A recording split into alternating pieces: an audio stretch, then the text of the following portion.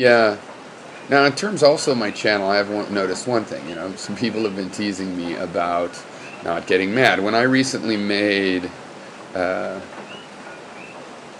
well, it's getting long, but this is sort of a separate video, but I'm just going to make it in one take and split it up. But, so yeah, people tease me about that. And so, for example, Bubonic Nate was going around saying, fight me, fight me.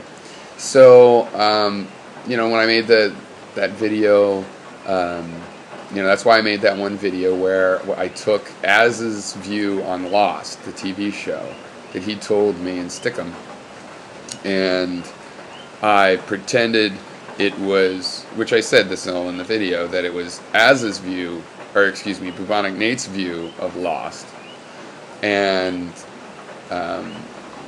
then I argued with that, okay, because I am not inclined in this channel to, pick a real subject. And I don't know, but I didn't want to pick a fake subject either, like, oh, how long eggs were boiled. We were joking about that. But, I really feel this way about Lost. And I thought, oh, I'll just ascribe that to Nate and then we'll fight about that. Okay, but it didn't work because really it wasn't that good of an idea. It's not a real way to have drama. So I sort of enjoyed it as a one joke, but it didn't work as it would be fun to fight Nate or Az. But how do you really do it? So I do like Lost. I know it's sort of indefensible. It's the kind of thing you could argue about that doesn't really amount to anything. I wonder if we could fight each other on something that does amount to something. Because that's the thing. I think that when you fight about something that does amount to something, you detract from the meaning of that thing. You detract from the analysis. The fight becomes its own thing that, as we know, can go any way based on, the accidents and people slip in the middle of the ring or whatever. It moves rapidly away from any merit as to the argument. So, on the other hand, I don't necessarily, I am presenting my philosophy, and I don't want to give the idea that I don't believe in anger. I believe that the purpose of a healthy philosophy, a strong philosophy, the character of a philosophy that makes you stronger is that your conscious will, and there's other forces of will within you, but your conscious will is in a position where it can retrieve and where it has an options. It has options, a set of emotions. Your conscious will is presented with a pattern recognition of a situation. Your philosophy should allow you to have a set of emotions at the ready that your conscious will can invoke and feel to help guide further thought on that situation. Okay, that's the idea. So we want to have an intelligent philosophy, for example, so that we take our time in a situation, and that it's a reasonable amount of time. You're not going to think too long before it's too late so it's too late to act or anything like that. But you'll think well enough to have a couple options. So if somebody does something objectionable, one option is to be angry. Another option is to be very reserved and get information.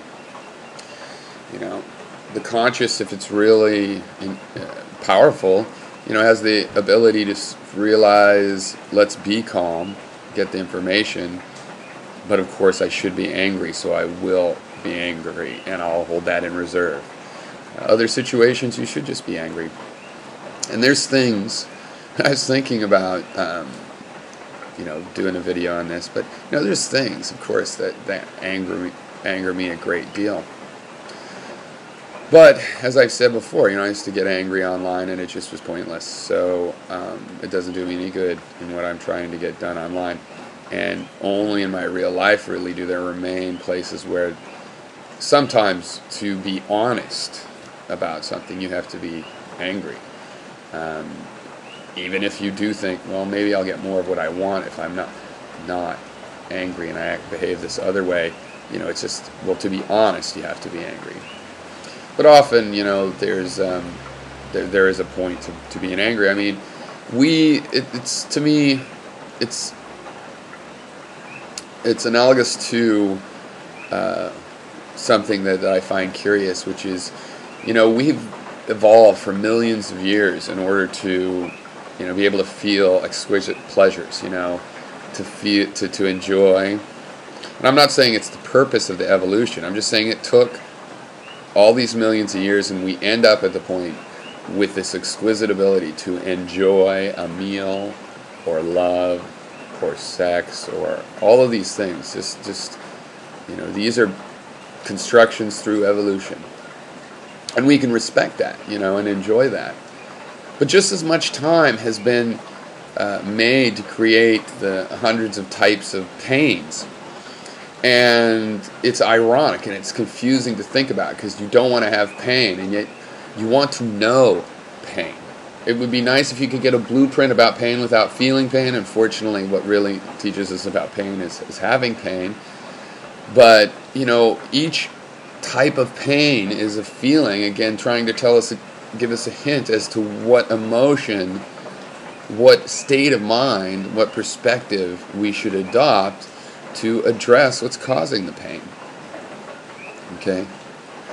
So there's just as much evolution in the types of pain and exquisite detail as there are in the types of pleasure. But I'm no masochist. I don't want to feel pain. So the question is, how do I express the desire to become an expert on the subject of pain in order to become an expert in avoiding pain? And the same kind of thing is true of anger. We have evolved love to inspire us in certain situations where intellect alone might not be enough to jump some gap of trust or fidelity in a partnership, a friend, or any kind of partner. And then they can inspire us to be strong and take a chance on something good and letting it be good. And anger too evolved this whole time. I think there's a natural set of circumstances that require anger, and I would like to be angry in fewer circumstances than that. In other words, I would like to go in the peaceful direction. Wherever evolution has brought us, I would like to go more peaceful. But that will still leave situations to which we should react with anger, and that's what I had to say on that.